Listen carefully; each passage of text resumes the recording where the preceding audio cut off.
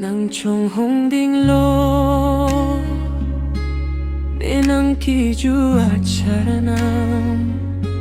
mantu si nang charnam nang thak thu ji mane phan nang chong hong ding lo o kang ho nang phan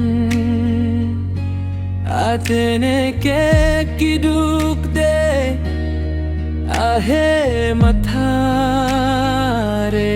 nang penching barave sitane nang phan sengbe nang dok de pinong ne nang ki ju acharanam mantu si nang thak ji nang ne phan kroi kroi kre acharanam sita puthot nang lam khoi si ne kari o kang ho o kang ho o kang ho ne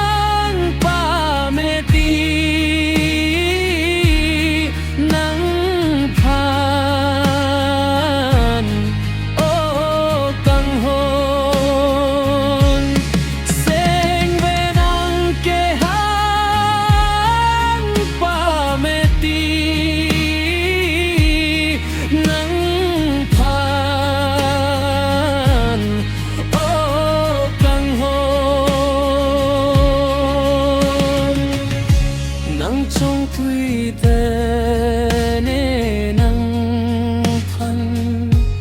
sinh về hung đúc nang pi pe nê kai nao pha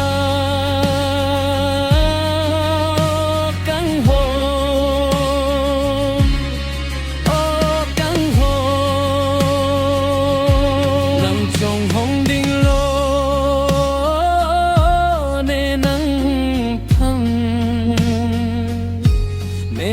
ki ju acharanam mantu si nang charanam nang ke thak ji ne phan